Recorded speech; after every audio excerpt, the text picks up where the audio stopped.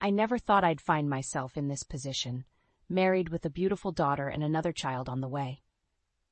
Growing up in a small town, I had always dreamed of a better life, one where I could make a difference and provide for my family in ways my parents never could. But life has a way of throwing curveballs when you least expect it. My husband, Ethan, and I had been happily married for 5 years.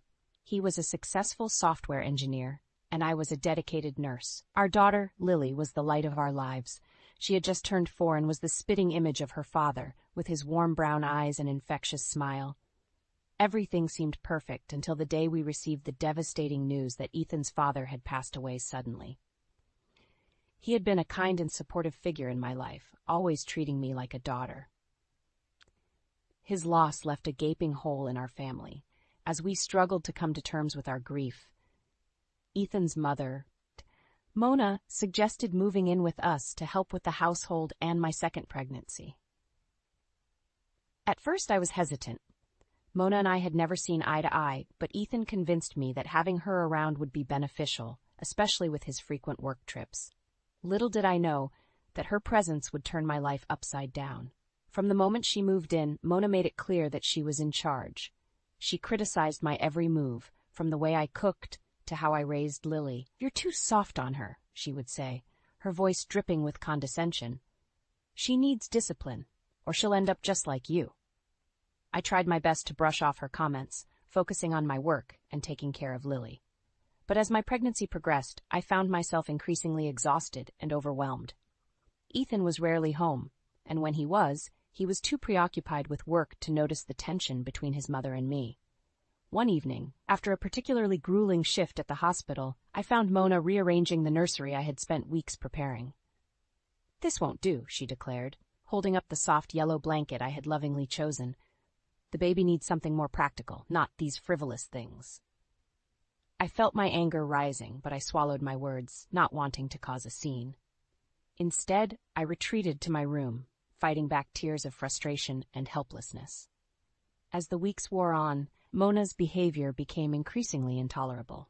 She would disappear for hours, leaving me to handle all the housework and childcare, only to return with a list of complaints about how I was failing as a wife and mother. I knew I needed to talk to Ethan, to make him understand how much his mother's presence was affecting me. But every time I tried, he would dismiss my concerns, saying that I was overreacting and that his mother meant well. I felt trapped, suffocated by the weight of Mona's constant criticism and Ethan's inability to see the truth. I longed for an escape, for someone to understand what I was going through. Little did I know that my breaking point was just around the corner, and it would come in the form of a life-threatening illness that would test the limits of my strength and the bonds of my family. As Mona settled into our home, I quickly realized that her offer to help was nothing more than a thinly veiled attempt to control every aspect of our lives.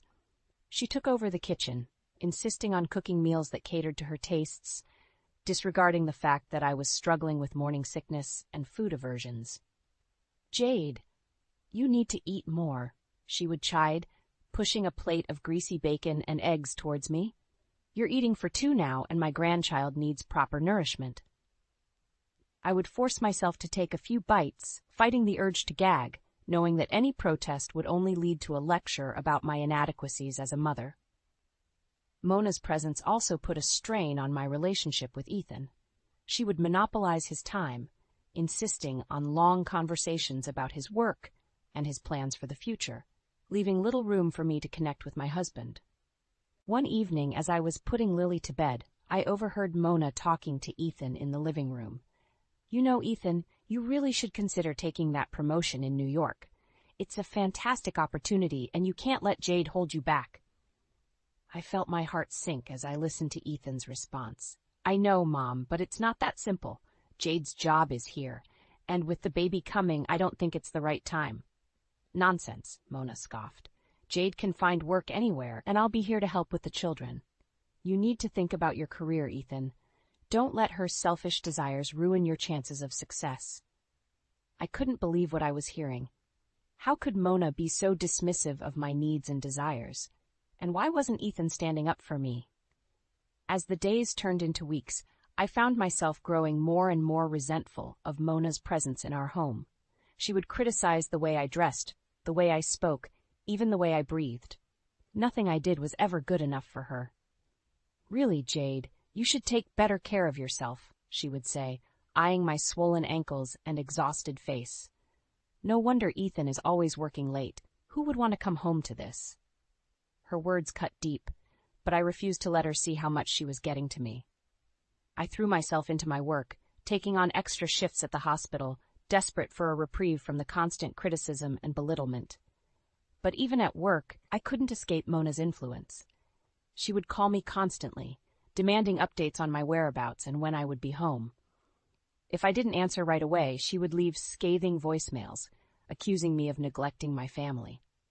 I knew I needed help, but I didn't know where to turn. My friends were all busy with their own lives, and I didn't want to burden them with my problems.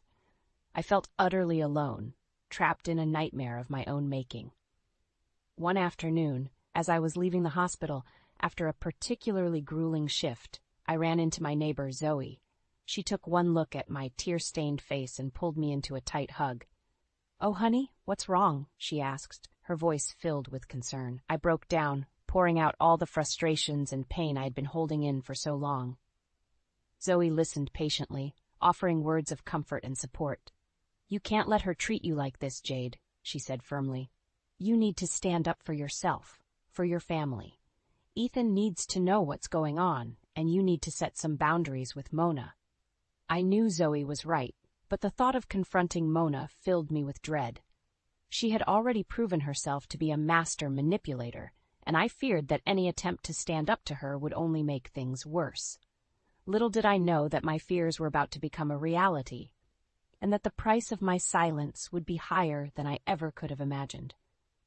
Zoe's words echoed in my mind as I drove home from the hospital, my hands gripping the steering wheel so tightly that my knuckles turned white. I knew I needed to talk to Ethan, to make him understand the hell I had been living in since Mona moved in, but the thought of facing his mother's wrath made my stomach churn.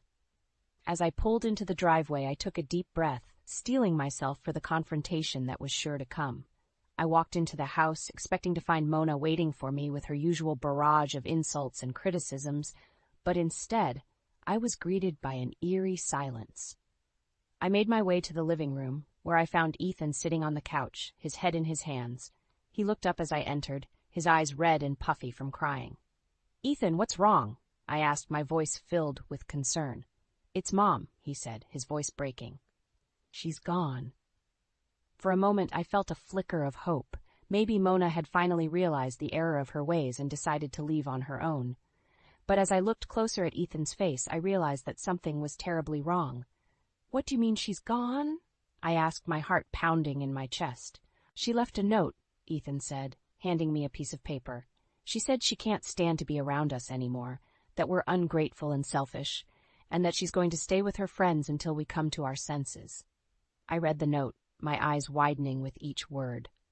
Mona had painted herself as the victim, claiming that I had driven her away with my constant demands and lack of appreciation for all she had done for us. "This is ridiculous," I said, crumpling the note in my fist. "She's the one who's been making our lives miserable, not the other way around." Ethan looked at me, his eyes filled with confusion and hurt. "I don't know what to believe anymore, Jade. Mom has always been there for me, and now she's saying all these terrible things about you. I just don't know what to do." I felt my anger rising, but I forced myself to stay calm. "Ethan, you have to trust me. Your mother has been manipulating you, manipulating all of us. She's not the victim here.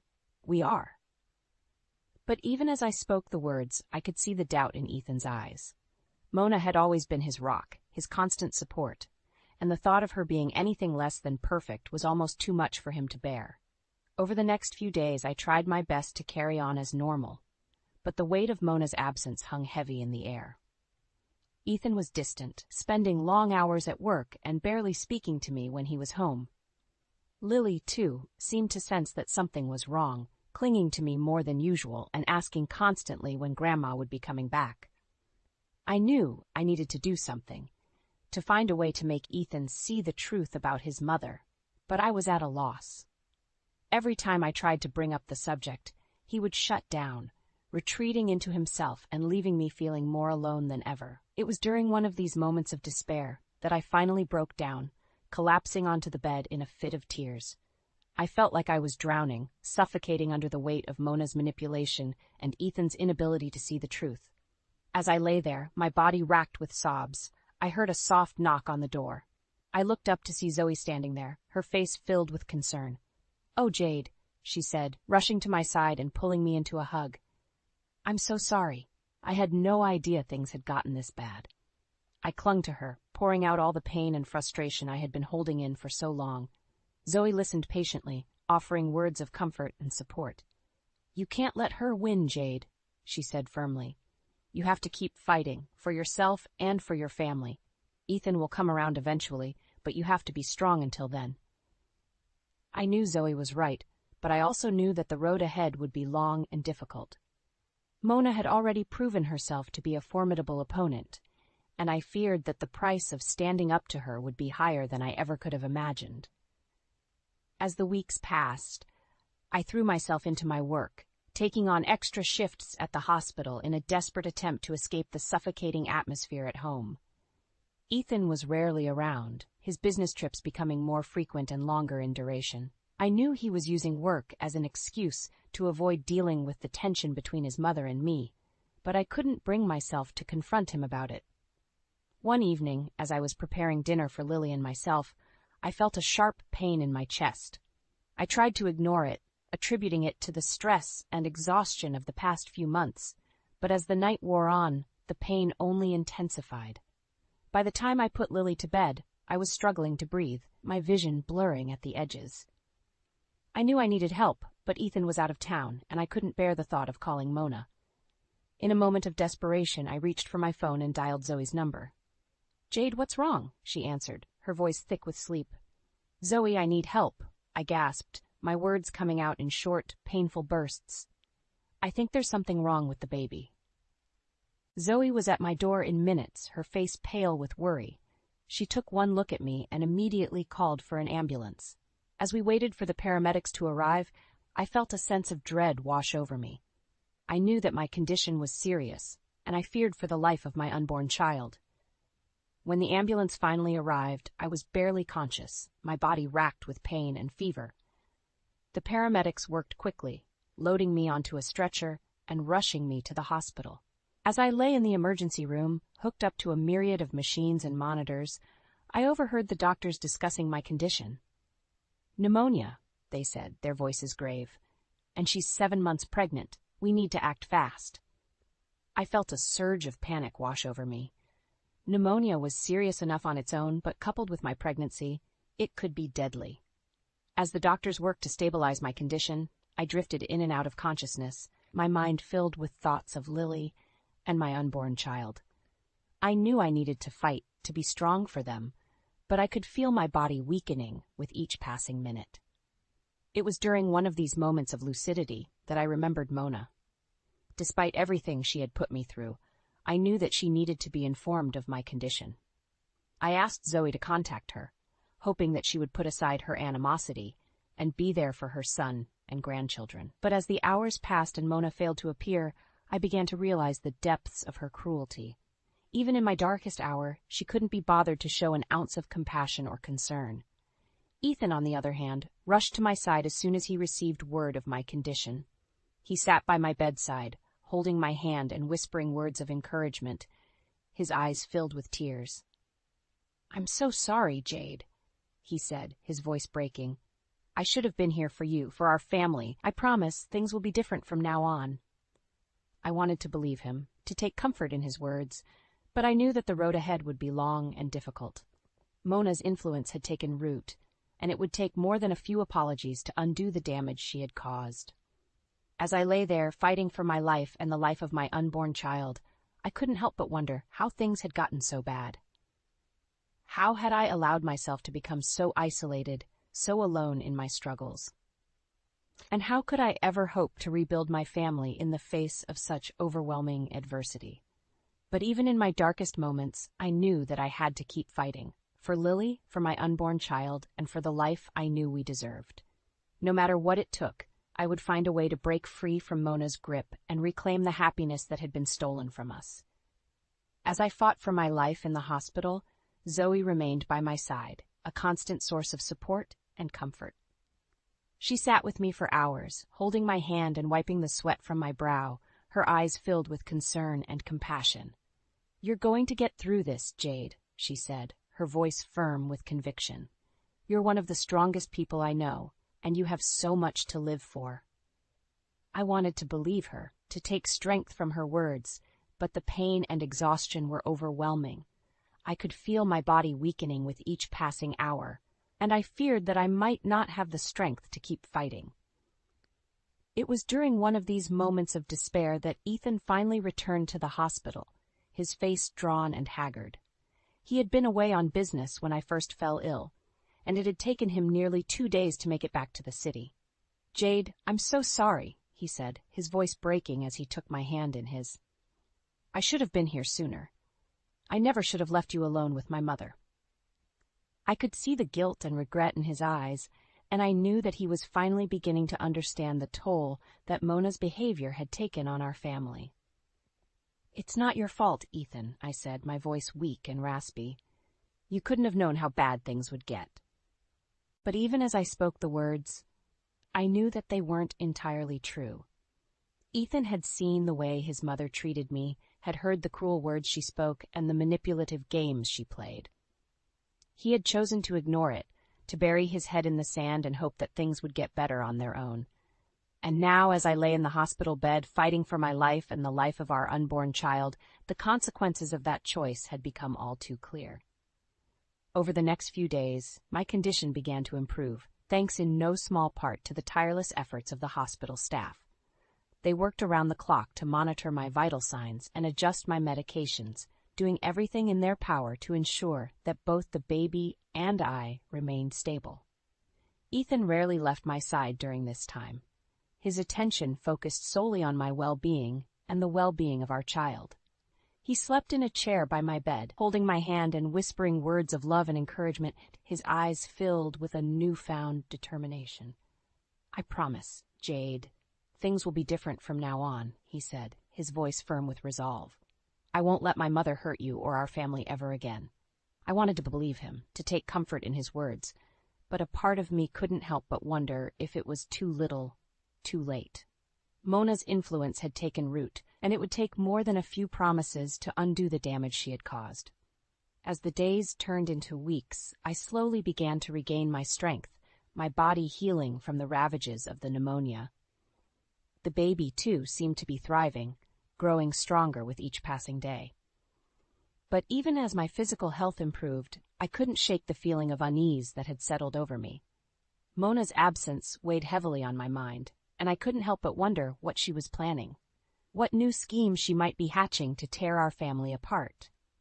It was during one of these moments of anxiety that Zoe came to visit, her face filled with a mixture of concern and determination. "Jade, there's something you need to know," she said, her voice low and urgent. "I overheard Mona talking to one of her friends on the phone. She's planning to leave for a luxury cruise tomorrow, and she doesn't intend to come back until after the baby is born." I felt a surge of anger wash over me, hot and fierce. How could Mona be so selfish, so cruel? How could she abandon her own grandchild in their hour of need? But even as the anger burned within me, I knew that I couldn't let it consume me. I had to stay focused on my own recovery, on the health and well-being of my unborn child. And so, with a heavy heart and a newfound sense of determination, I began to plan for the future, a future without Mona and her toxic influence.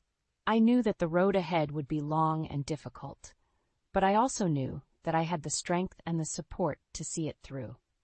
No matter what challenges lay ahead, I would fight for my family, for the life we deserved. And I would do it with the love and support of those who truly cared for me, those who would stand by my side through thick and thin. Mona lounged on the deck of the luxury cruise ship, sipping a cocktail and basking in the warm sun. She had been looking forward to this trip for months, a chance to escape the drama and responsibilities of family life and indulge in some much-needed relaxation. As she lay there, her mind drifted to thoughts of Jade and the baby. She knew that her daughter-in-law was still in the hospital, fighting for her life, but she couldn't bring herself to feel any real concern. In her mind, Jade had brought this on herself, with her constant demands and selfish behavior.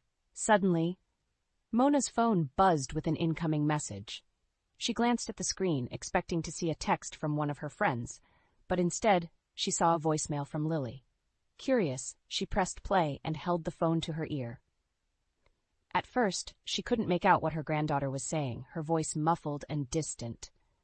But as she listened more closely, she felt a chill run down her spine. "Grandma, please come home," Lily pleaded, her voice thick with tears. "Mommy is really sick, and the doctors say she might not make it. We need you here, Grandma. Please come back." Mona felt a surge of panic wash over her. She had never heard Lily sound so frightened, so desperate, and the thought of Jade actually dying, of leaving her grandchildren without a mother, was almost too much to bear. Without a second thought, Mona grabbed her bags and rushed off the ship, her mind racing with possibilities. She knew that she needed to get to the hospital as quickly as possible, to be there for her son and grandchildren in their hour of need. As she raced through the airport, her phone clutched tightly in her hand. Mona couldn't shake the feeling of dread that had settled over her. She had always known that her behavior towards Jade was wrong, that her constant criticism and manipulation were taking a toll on their family. But she had never imagined that it would come to this, that her own selfishness could put the life of her unborn grandchild at risk. When she finally arrived at the hospital, Mona was met with a sight that made her blood run cold. Ethan was standing outside Jade's room, his face twisted with rage and disgust. "How dare you show your face here?" he spat, his voice shaking with anger. "After everything you've done, after all the pain you've caused, you have the nerve to come crawling back now?" Mona opened her mouth to respond, but no words came out. She could see the hurt and betrayal in her son's eyes, and she knew that there was nothing she could say to make it right. "Jade is fighting for her life in there," Ethan continued, his voice rising with each word. "She's been through hell, and it's all because of you. Your constant criticism, your manipulative games, your selfish behavior. You've torn this family apart, and now you have the audacity to show up here and play the concerned grandmother?" Mona felt tears streaming down her face, hot and shameful. She knew that Ethan was right, that she had no one to blame but herself for the state of their family. "Ethan, please," she begged, her voice barely above a whisper. "I know I've made mistakes, and I'm so sorry for all the pain I've caused. But please let me see Jade. Let me be there for her, for all of you." Ethan stared at her for a long moment, his eyes hard and unforgiving. Finally, he stepped aside, allowing her to enter the room. As Mona approached Jade's bedside, she felt a wave of guilt and shame wash over her. Her daughter-in-law lay there, pale and still, her body hooked up to a myriad of machines and monitors. "Jade, I'm so sorry," Mona whispered, her voice choked with emotion. "I never meant for things to get this bad. I never meant to hurt you or our family." But even as she spoke the words, Mona knew that they were too little, too late. The damage had been done, and it would take more than a few apologies to make things right. As she sat there holding Jade's hand and praying for a miracle, Mona knew that she had a long road ahead of her, a road of redemption, of making amends for all the pain and suffering she had caused. And she knew that it would be a difficult journey, one that would test her in ways she had never been tested before. But for the sake of her family, for the sake of the precious life growing inside Jade, she knew that she had to try. As I lay in the hospital bed, fighting through the haze of pain and medication, I could hear the sound of raised voices coming from the hallway. At first, I couldn't make out what they were saying, but as the voices grew louder and more agitated, I realized that it was Ethan and Mona. "How could you be so selfish, so cruel?" Ethan shouted, his voice shaking with anger. "Jade is lying in there, fighting for her life, and you couldn't even be bothered to show up until now?" "Ethan, please," Mona pleaded, her voice trembling. "I didn't know how serious it was. I thought—" "You thought what?" Ethan interrupted, his voice dripping with disgust. "That you could just abandon your family, go off on some luxury cruise, and everything would be fine? That Jade would just magically get better, and you could come back and play the doting grandmother?" I could hear the shame and regret in Mona's voice as she tried to explain herself, but Ethan wasn't having it. He had seen the toll that her behavior had taken on our family, the pain and suffering that she had caused, and he wasn't about to let her off the hook. "You know, I used to look up to you," Ethan said, his voice growing quieter but no less intense. "I used to think that you were the strongest, most capable person I knew. But now I see you for what you really are.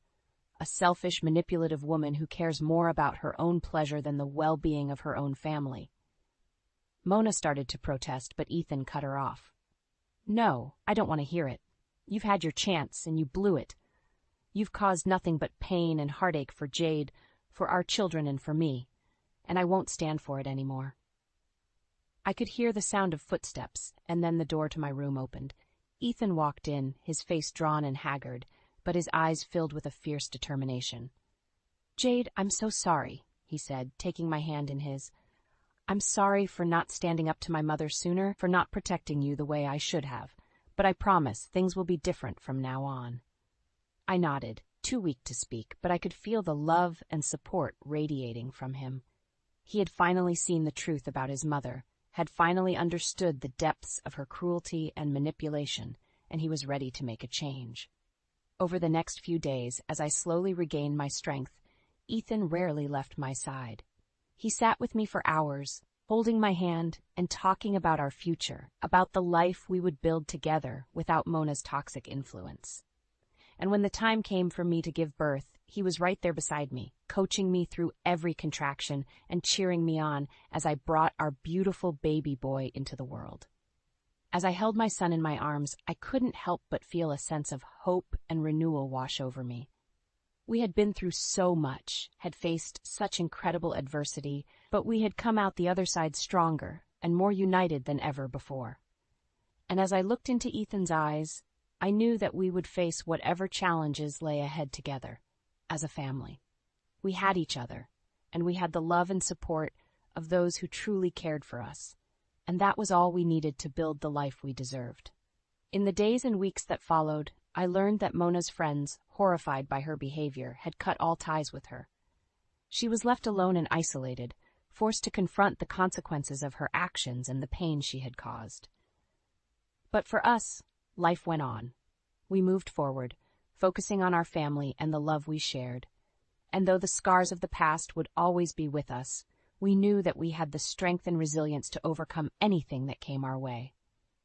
As I watched Ethan play with our children, his face filled with joy and laughter, I knew that we had finally found the happiness and peace that we had always deserved. And I knew that, no matter what the future held, we would face it together, united in our love and our commitment to each other. As the weeks turned into months, I slowly began to heal, both physically and emotionally. The birth of our son had brought a newfound sense of joy and purpose to our lives, and Ethan and I were determined to cherish every moment we had together as a family. But even as we celebrated this new chapter in our lives, the specter of Mona's betrayal still loomed large. I couldn't shake the feeling of anger and resentment that had taken root in my heart, the sense that she had gotten away with her cruelty and manipulation for far too long. It was during one of my follow-up appointments with the doctor that I finally learned the true extent of Mona's isolation. As I sat in the waiting room, flipping through a magazine, I overheard two of the nurses talking about her. "Did you hear about that awful woman who abandoned her daughter-in-law when she was in the hospital?" one of them said, her voice dripping with disgust. "Yeah, I heard she went on some fancy cruise instead of being there for her family," the other replied. "What kind of monster does that?" I felt a surge of vindication wash over me. It seemed that Mona's actions had finally caught up with her, that the people in her life were starting to see her for who she really was. Later that day, as I was putting away some of the baby's clothes, I found a letter tucked away in the back of the drawer. It was from Mona, written in her familiar spidery handwriting. "Jade," the letter began, "I know that I have caused you and our family a great deal of pain, and for that I am truly sorry. I have spent the last few months reflecting on my actions, and I have come to realize the depths of my selfishness and cruelty." I felt my heart start to race as I read on, my eyes scanning the page for any hint of sincerity or remorse. I know that I can never make up for the harm I have caused, but I want you to know that I am committed to being a better person, a better mother, and a better grandmother. I hope that someday you can find it in your heart to forgive me." I stared at the letter for a long moment, my mind racing with conflicting emotions. A part of me wanted to believe her, to think that she had truly changed and was ready to make amends. But another part of me, the part that had endured years of her manipulation and abuse, knew better. I had seen firsthand the depths of her cruelty, the way she had torn our family apart with her selfish behavior. And so, with a heavy heart, I tore the letter into pieces, watching as the fragments fluttered to the ground like confetti. I knew that I could never forgive Mona, could never let her back into our lives after all the pain she had caused. But I also knew that I couldn't let her betrayal define me, couldn't let it poison the love and happiness that Ethan and I had worked so hard to build. And so, I made a choice to focus on the future, on the life we had created together. A choice to surround myself with people who truly cared for me, who would stand by my side through thick and thin. In the years that followed, Ethan and I watched our children grow and thrive, our love for each other deepening with each passing day. We faced our challenges head-on, united in our commitment to each other and our family. And though the scars of the past would always be with us, we knew that we had the strength and resilience to overcome anything that came our way. As I watched Lily and our son play together in the backyard, their laughter ringing out like music, I felt a sense of peace wash over me. We had weathered the storm, had emerged from the darkness stronger and more united than ever before. And I knew that, no matter what the future held, we would face it together, bound by the unbreakable bonds of love and family. Mona's betrayal had taught me the true price of selfishness and cruelty, but it had also shown me the incredible power of forgiveness and hope. And that, I knew, was a lesson I would carry with me for the rest of my life.